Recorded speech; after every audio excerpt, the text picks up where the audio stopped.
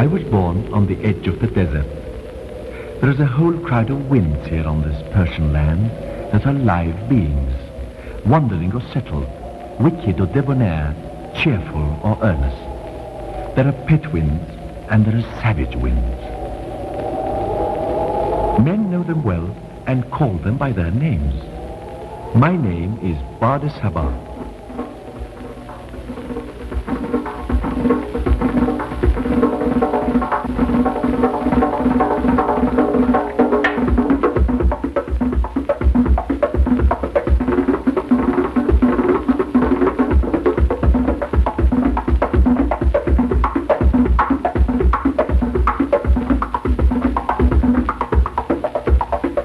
I was first an oasis wind. I used to frolic in the places where my father and mother had lived. I cooled myself ruffling palm trees, and when dates grew ripe, I made them drop.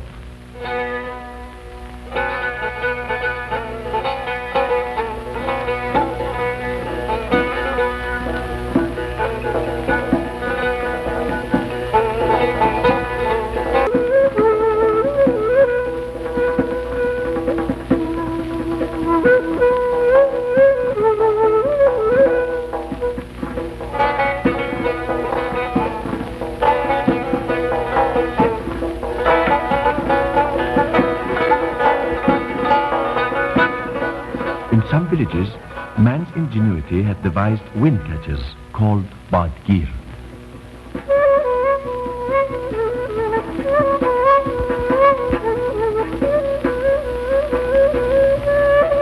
When I met with one, I would rush into it, cool the house and come out fraught with family secrets. I deeply felt their sorrows and their loyalty.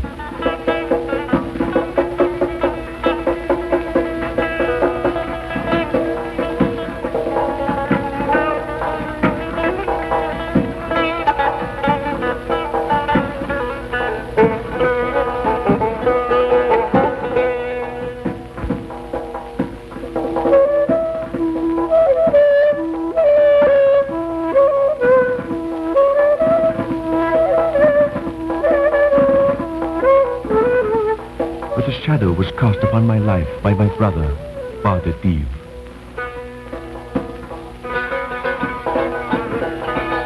He was much stronger than I and would bully me, constantly repeating, "You poor little local wind, you breathless breeze, you draft." I was well aware that I had no taste for fighting, and I was ashamed of it. Had Bard-e-Div not existed, I would have been happy, but it was not the case.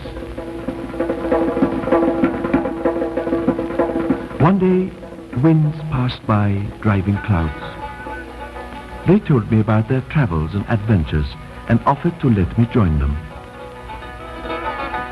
I felt like finding out what was beyond the mountains.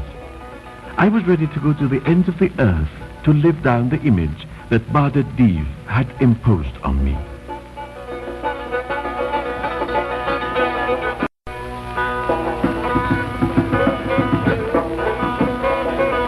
They entrusted me with clouds to push, and I drove them forward. But one must know the tricks of the trade. They flee in all directions. They spread out, get torn, and fade away.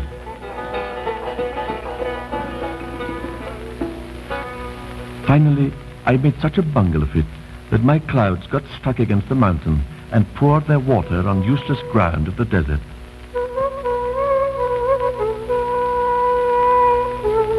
Thinking all about this last water, I felt so sorry for the faraway gardens that had prepared themselves to receive it.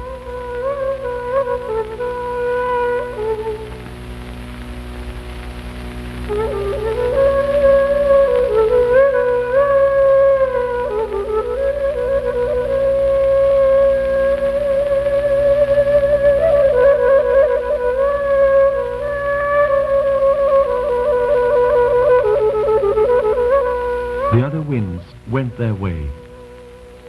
Of course, I wondered if I really was a hopeless fool, as Bard-e-Div would always say.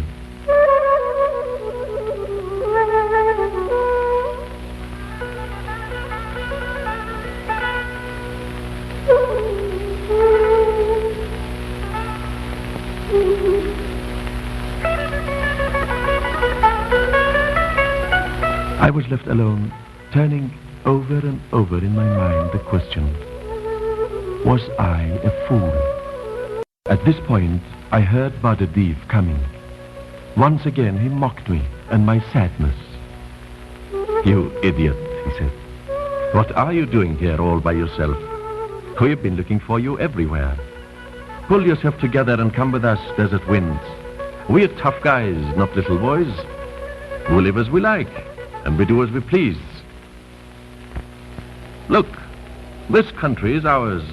We have driven the men out of it, and now it really belongs to us.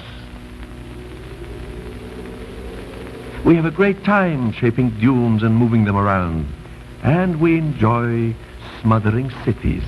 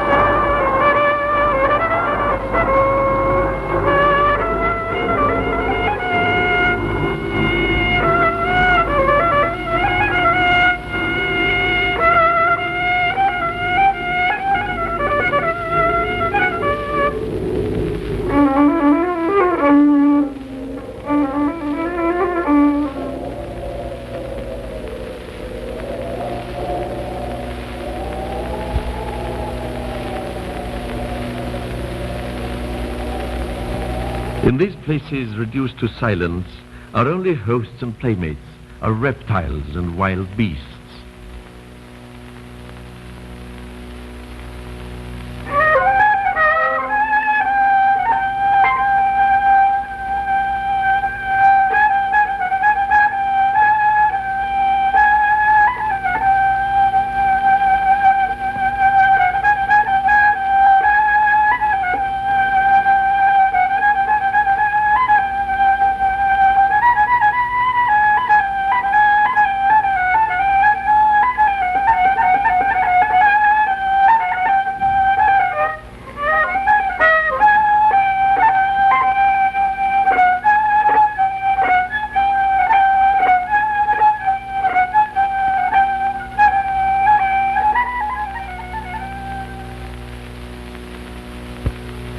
See this tower? An old wind told me it was the Tower of Babel. Men had built it as a stepladder for the gods. Thus they hoped to prompt them to come down on the earth. They do have strange ideas. Well, we, the Desert Winds, have been stronger than their ideas, and that without effort. They had their petty differences, and they quarreled until they lost their common tongue. We blew confusion into their minds. First the architects started flinging drafts at one another's head. Then the masons pitched into one another, and the rest followed the lead. In the end, everyone went his own way, their thoughts bent on revenge. Nomads came and settled here. We'd rather like them. Like us, they believed that the earth belongs to no one. They had never accepted the existence of towns. Like us, they are wanderers, and we accompany them.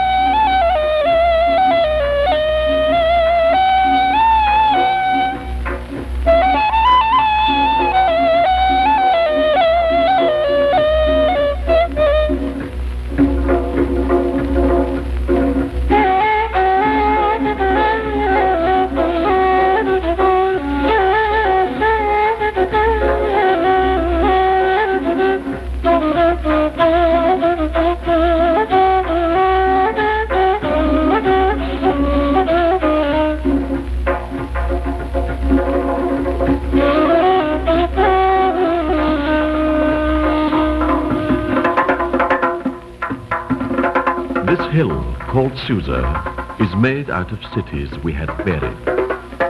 Recently some people took a fancy to this.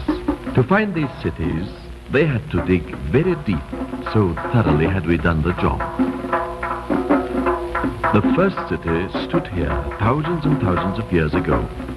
Here, generation after generation, people have toiled and rejoiced. We have buried everything. And the nomads have come, roaming about the remains. But the city rose again, broke in, and we buried everything. Thus, spread over uneven periods of time, 15 cities have grown and died here. Each had her great scholars, her great politicians, her great warriors, her great artists. Each claimed to be not only the most beautiful city on earth, but also the mightiest and the wisest. 15 times we have overlaid them with dust and sand, and each time the nomads would come back.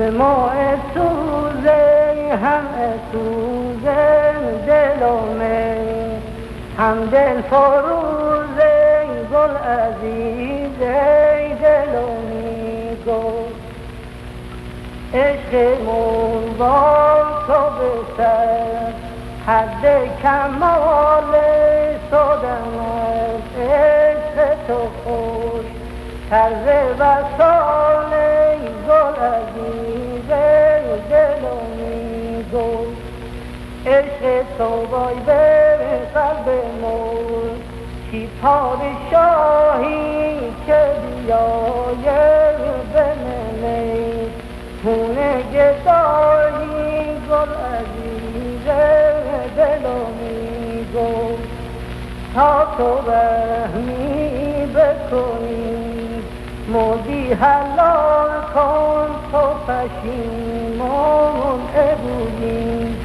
که ما به خار کن گل عزیزه دلومی گل خم و گل در استین گرام خم گل بازم لو گل بخنده دید موجان سپازم گل عزیزه دلومی گل یه گل سرخ خوبی ای خام بچینم ای خدا نگل نبینم گلو میدم گلو میدم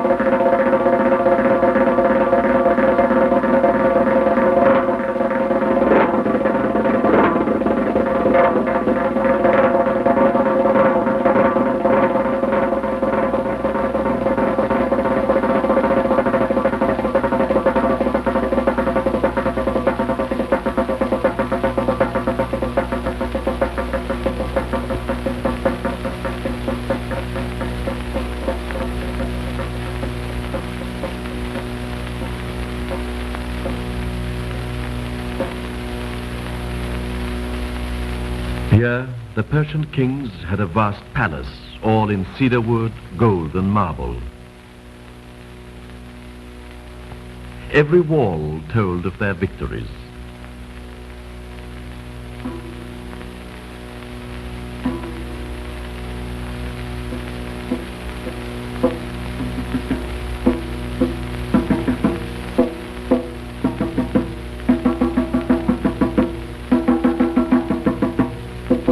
A large city lay around the palace.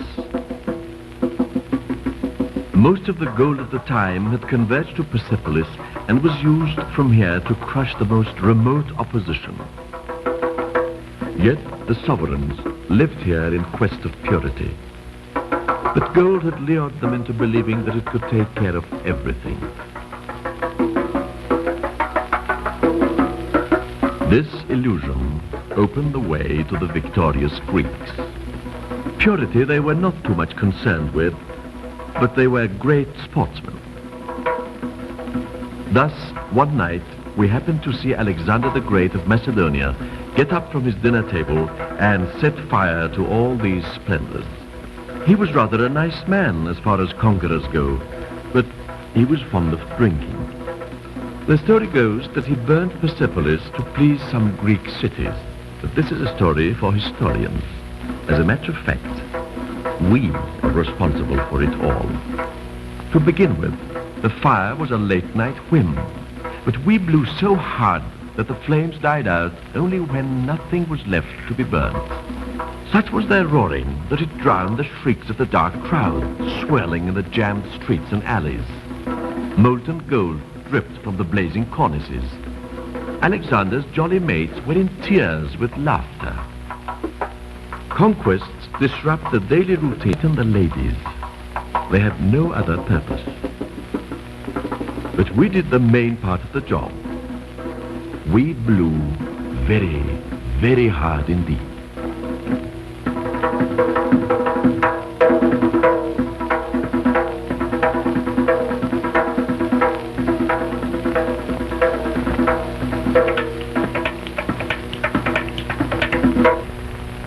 This is what Badadev told me. But I, Father Sabah, prefer men to ruins, and shyly said so to Badadev and the desert winds. They called me a simpleton and went their way.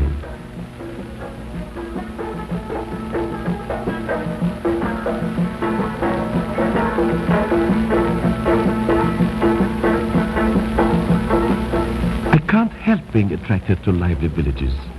I enjoy loving people and helping them. For a while I thought I had found the village that suited me. I grew fond of these people. As it happened, they had a wind who wished to stare as little as possible. I went to see him. He was indeed charming, refined, and a great talker. I made out as if I was an old hand on the road and a great character. I was tempted to stir things up a bit. All was stagnant here. People had to push their own boats.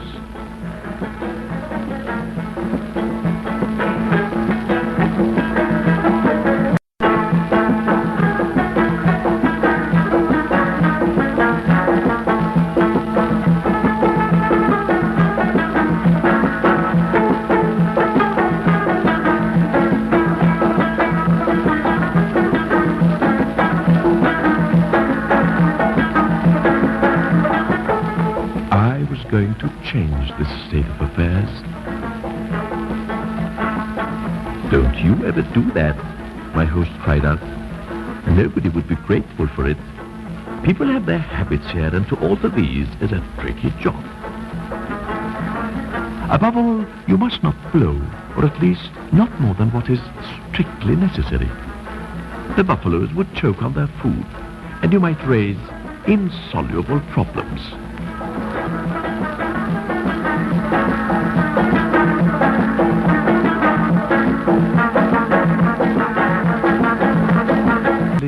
My friend and I were doing nothing but talk. All his life he had longed to travel. He had never seen Isfahan and proposed that we go there together. My heart forgets as easily as it is moved. In spite of all my good feelings, off we went, leaving the villagers without any wind at all. We weren't far from Isfahan when a young man who undoubtedly had a girl in mind entrusted me with this message. O musk-perfumed wind, like the waves of the river Zayandarud, carry my homage to the land of Isfahan, where works of art and gardens intertwine, where the cool breeze of paradise sheds blissful melodies. This message was no lyrical overstatement. I wondered that so large a city had managed to retain the charm of an oasis. The joy and beauty of this city, that even its tragic mementos failed to blare the air and the light.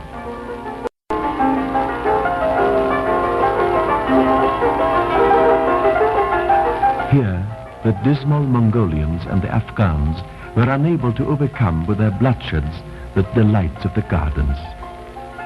The air is supremely light in the city of Shah Abbas. It sings, and when it stops singing, one doesn't realize it, because colors take over. They sing too. Isfahan offers unto God a most spiritual sensuality. People here have been invaded so many times, yet they have never allowed themselves to be diverted from what appeals to them most: wit, poetry, and the joy of living. The invaders have been obliged to follow suit. This has continued for nearly 4,000 years. Overwhelmed by a mystical enthusiasm, Mashhad, the beloved capital of Nadir Shah, vanquisher of the great Mughal.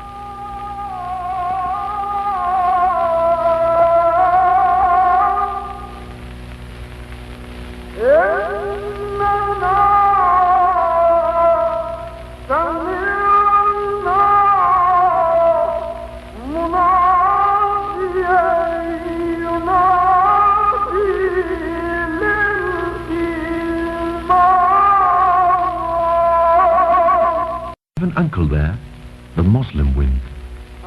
He holds his meetings around Imam Riza's tomb. Into the souls of the pilgrims, he breathes loyalty to the dead.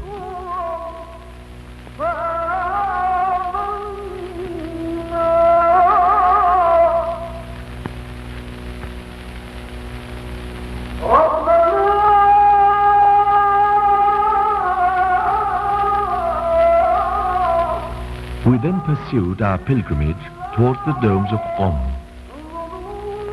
We made it a point to offer our prayers to Masumeh, Imam Riza's sister.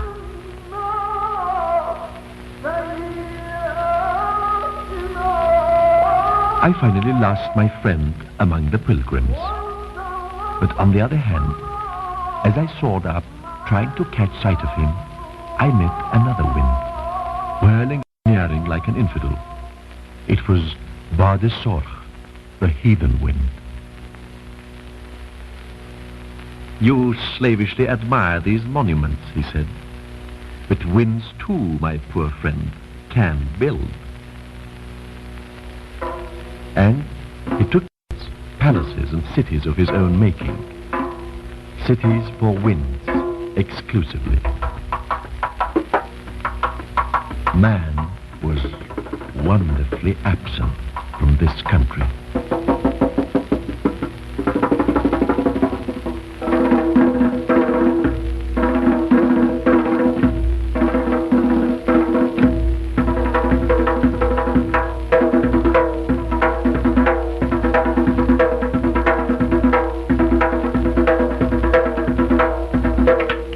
On our way, we saw things that human eye do not often see.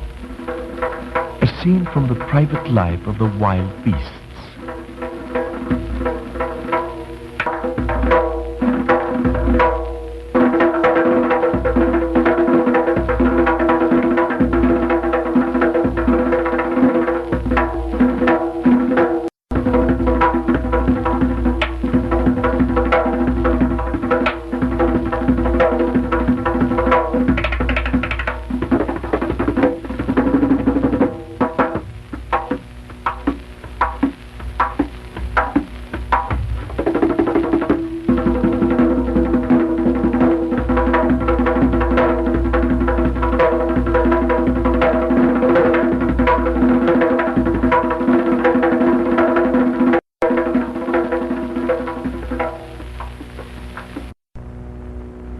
Finally, Bad Sorg showed me his favorite retreat, his abode.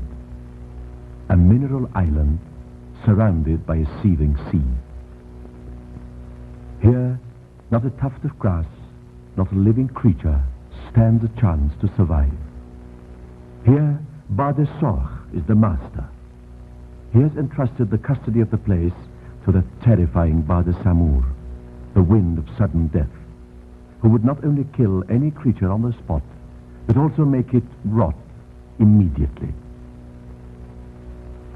Yes, that luminous wasteland was redolent of death. Bade Sorch explained that all these colors were the doings of fire. Indeed, the presence of fire has always been strongly felt all over this land.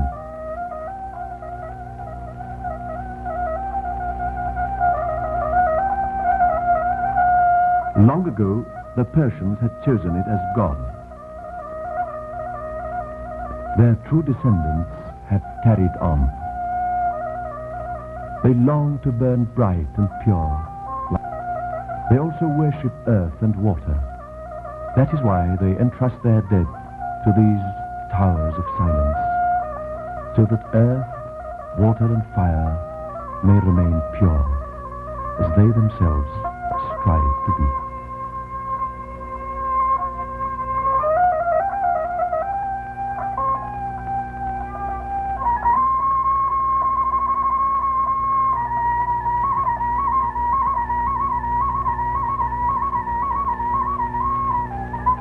I felt a strong urge to pass from the austere kingdom of fire to that of water.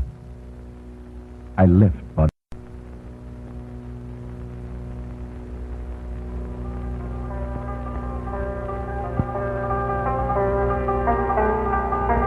These weird and dazzling abstractions. It was the sea approaching at last, with its deeps and its mazes.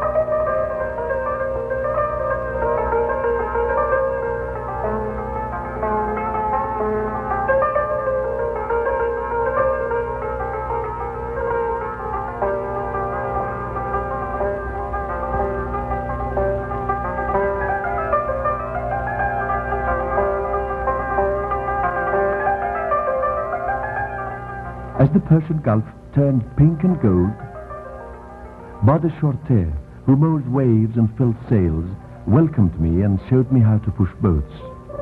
You see, he said, it's easy. You blow freely. The boats know what you do. But you mustn't be afraid of blowing if you want them to make headway.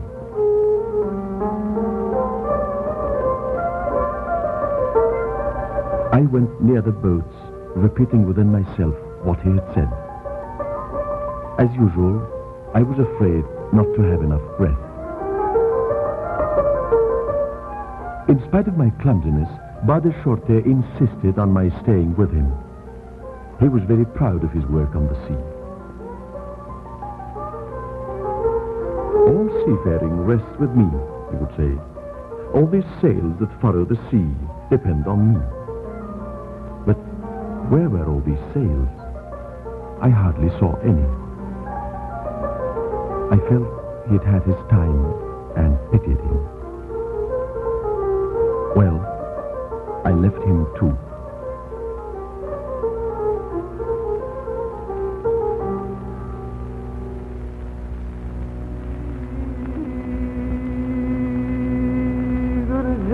خودیر گیجا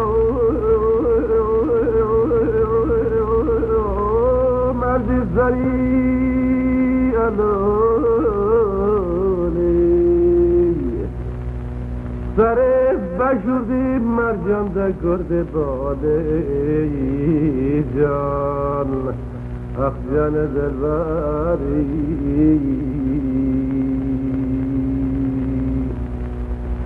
میزار بجور خونه دکان جانه مخون بخار مخون تر حلالی اخ جان دلبری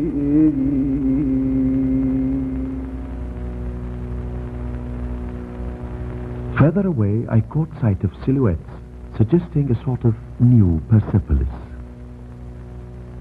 These heavy, sailless vessels withheld, no doubt, a secret. Their power and the role they played, I could not make out. Bade Sarsar, the swift and bracing wind of the valleys, cleared up matters for me. These pipes, he said, bring fire to ships and then to the rest of the world. I'll show you where they come from. It's beyond all belief. Come with me. It's a long way off.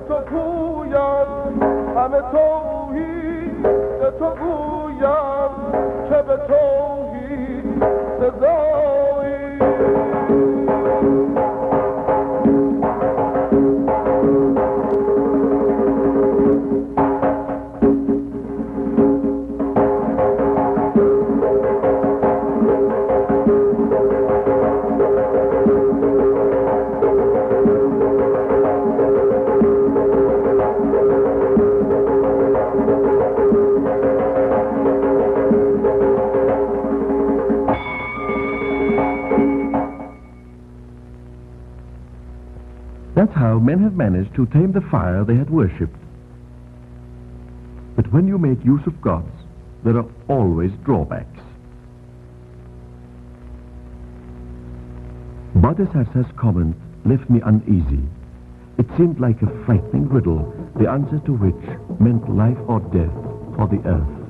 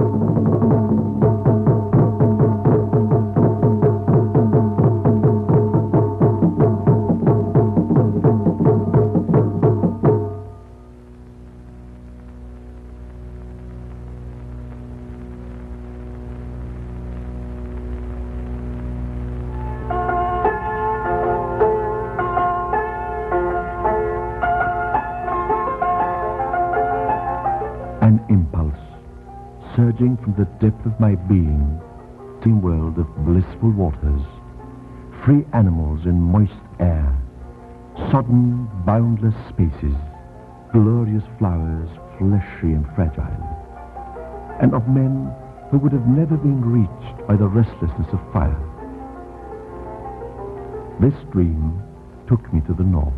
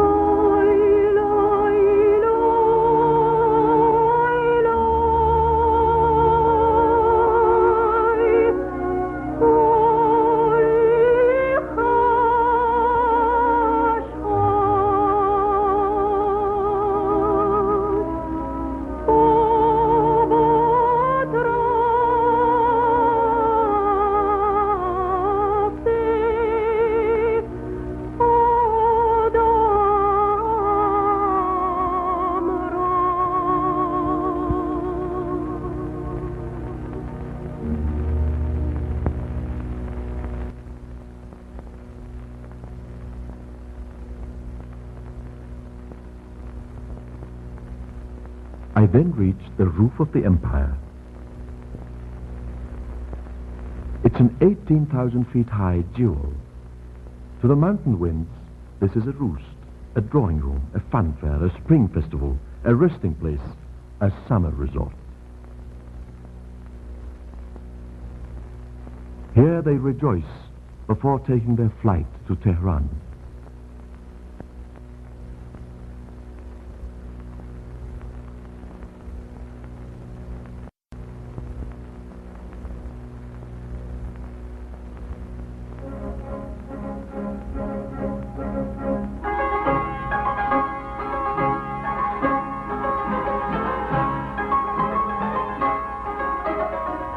It had never occurred to me that I would one day behold so extensive a city.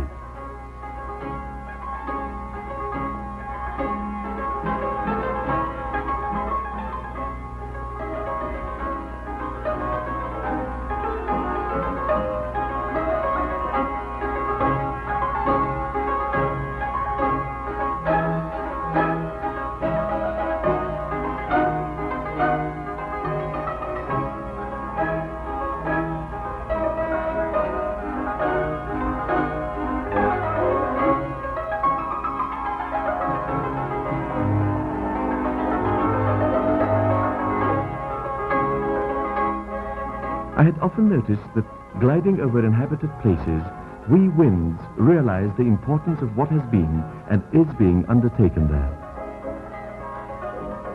Where does this divination come from? I do not know, but I'm very familiar with it. Here I felt something very old becoming new.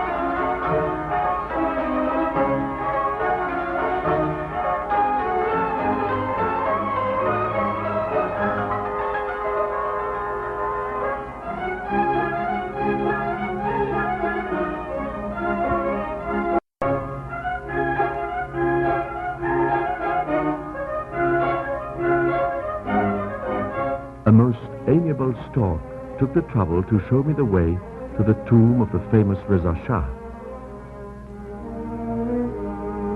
He was a horseman 10 feet tall. His wrath was mighty. He had the mettle of a Darius the Great and the Shah Abbas.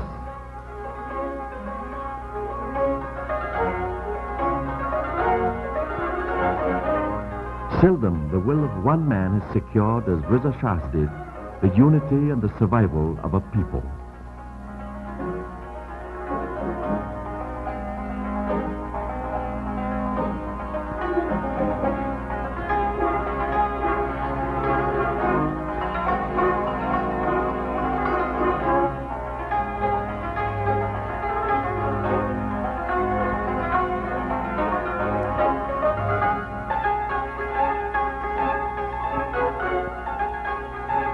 From there I caught sight of one of the emperor's palaces and slipped in through a window.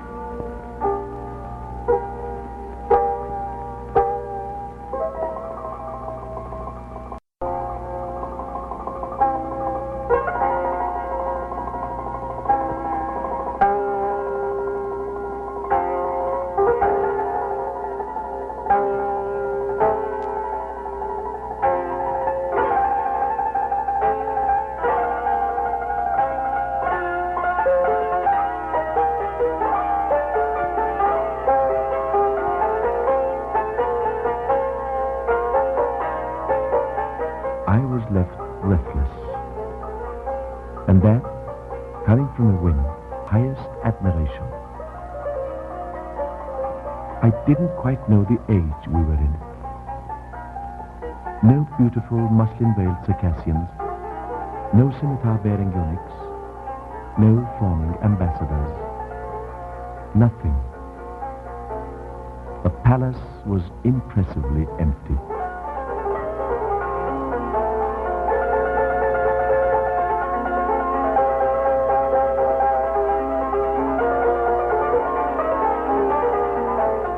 But the masters of the place, one could tell from their gentle and meditative faces.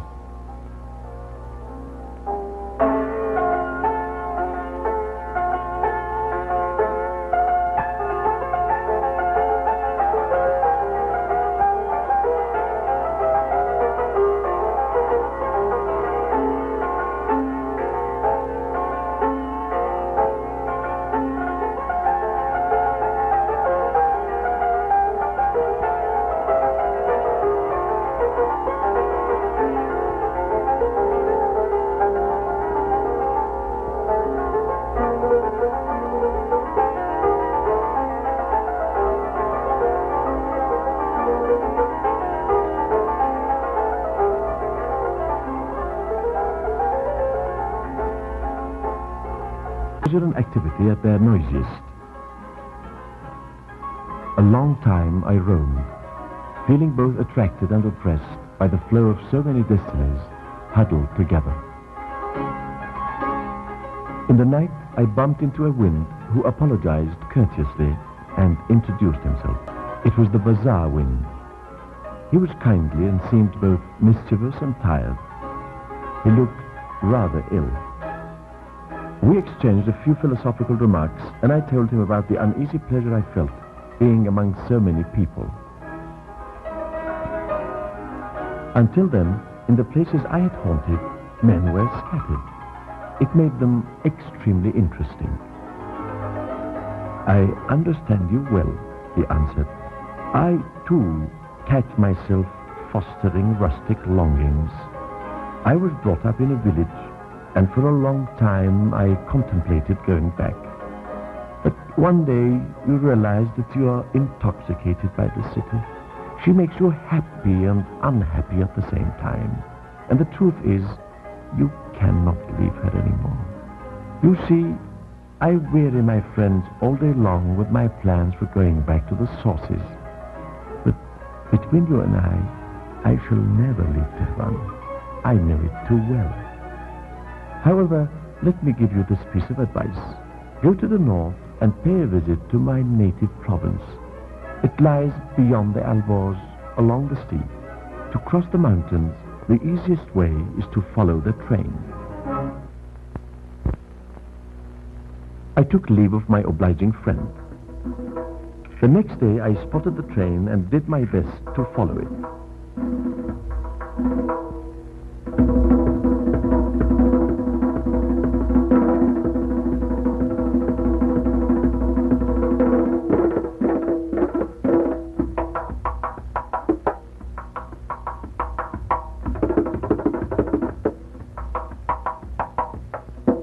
At times the train would disappear into the mountain,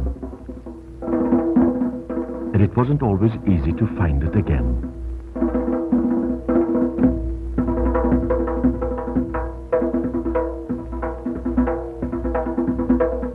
Once I lost trace of it altogether.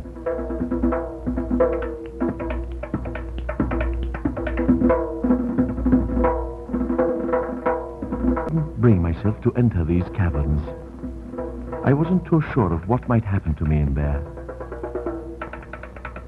Finally, I made up my mind and went in. I found it quite a treat.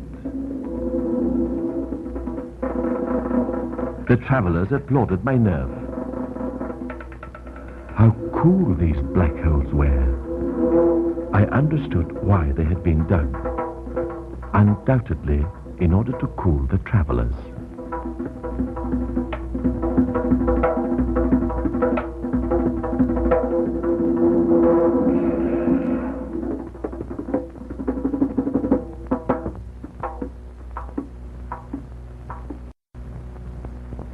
bazaar wind had not misled me.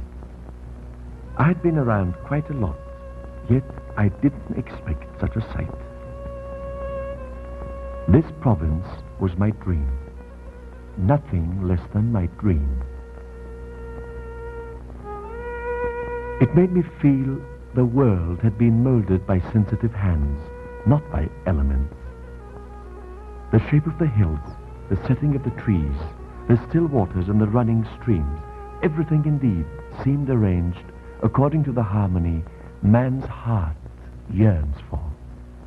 Here, the landscape had been composed by man's tender care, and was quite different from those I had flown over until then.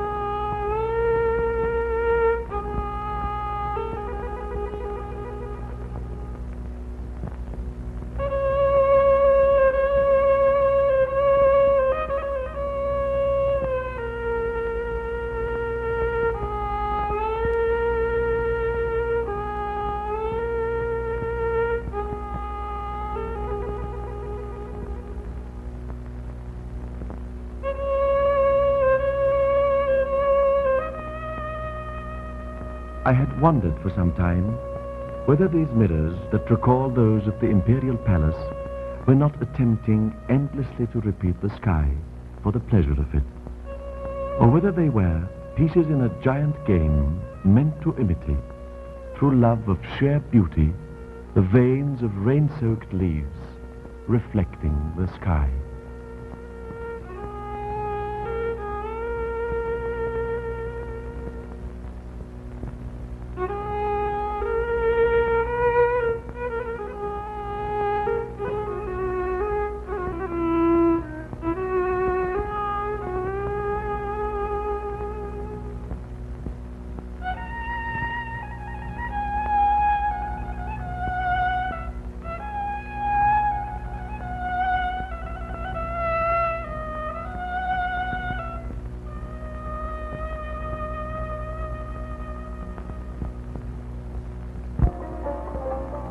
At last I reached this gentle sea, for the love of which the earth sheds its blood.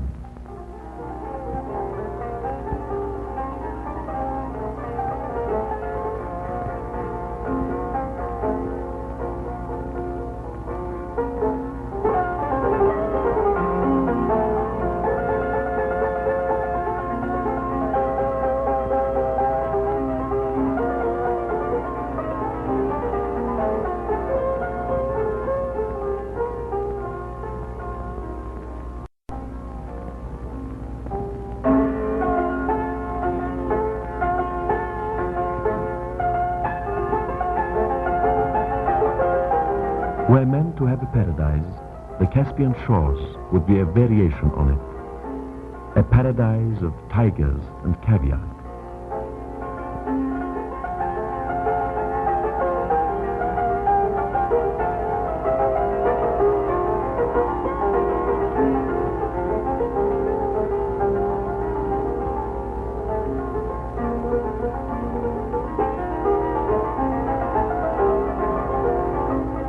A few steps away in Ramsar, throughout summer, the fashionable Iranians have a good time.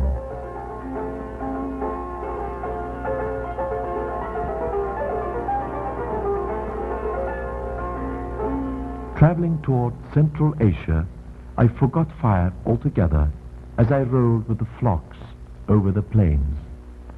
Had I been reasonable, I would have settled down in this blessed land. I would have been forever free from the memory of Badr-Div, my brother, and his insulting ways. But you know what curiosity is? It has its own reason to divert us from what appears to be reasonable. Yet, as it happens, it was just after such a detour that I was to find my private paradise.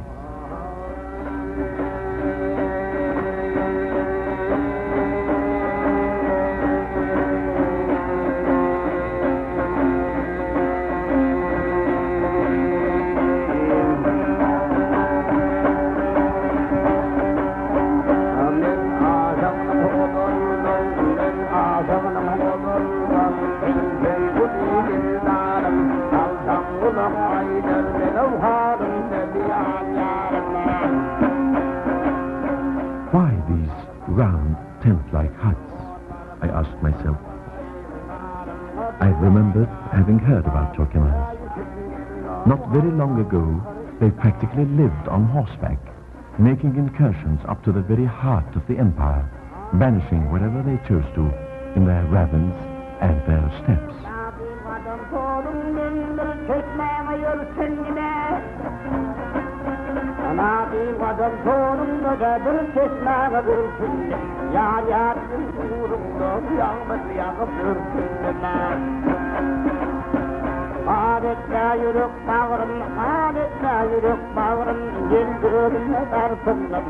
So many landscapes had swept by that at a certain point I was unable to remember where I had seen them. Great travelers are well acquainted with this wearing away of memory.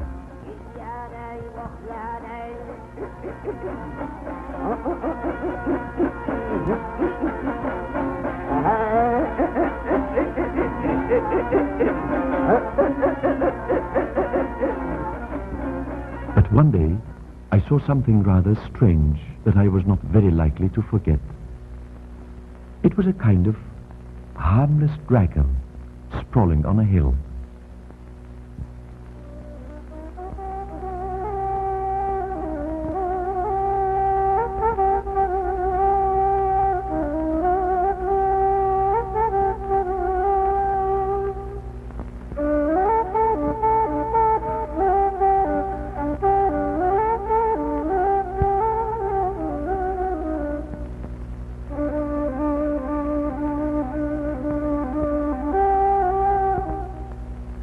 An old coughing wind lived on the hill. He was a specialist in carpet drying.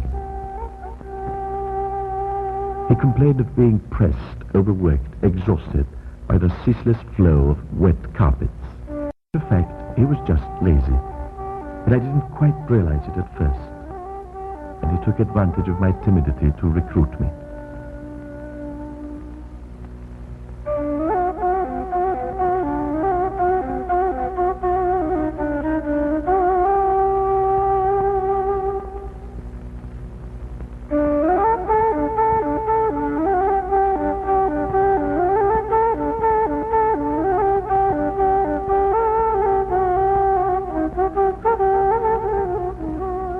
in and days out, I conscientiously dried carpets.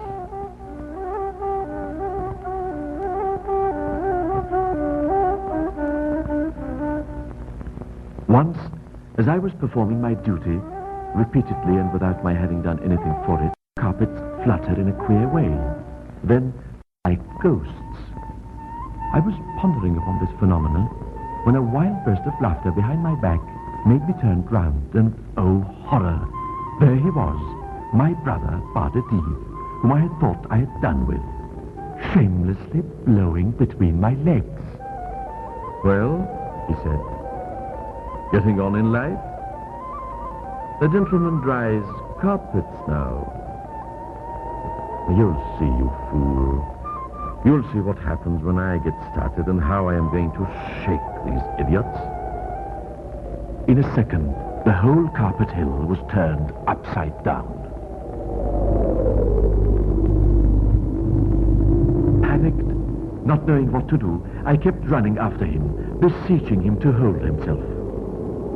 But his wild temper was set loose. He was going to devastate the whole province.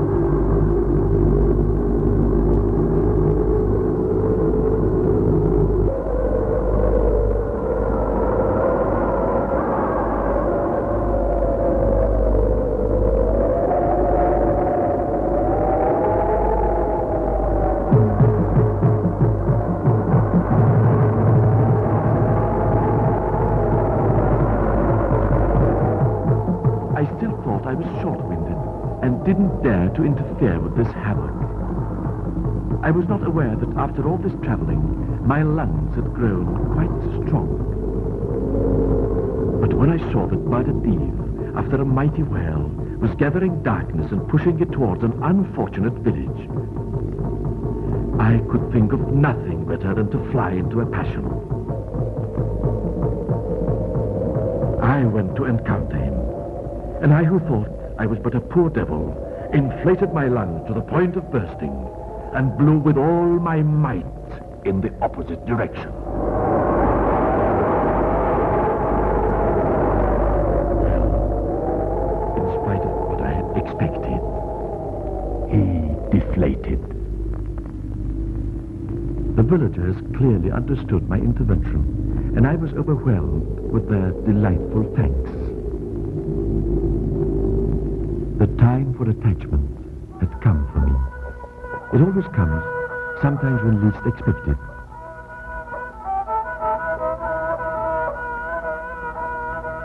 I found my homeland here, and now my sole concern is to look after the happiness of its inhabitants. I've taken on a helper. She warns me of any danger. In mild cases, I send her where required, and she takes the matter in hand.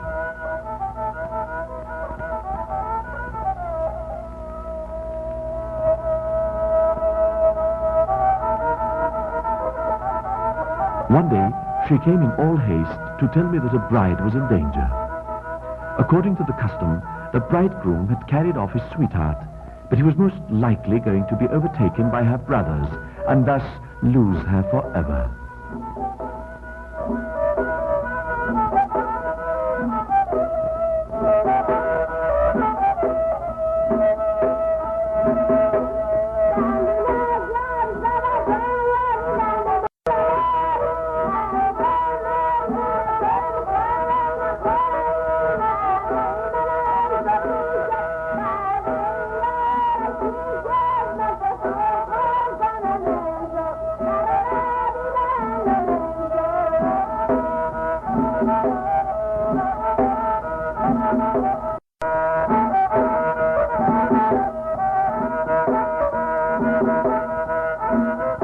I give my best to hold the brothers back. As a matter of fact, I kept them on the run until they were out of the race.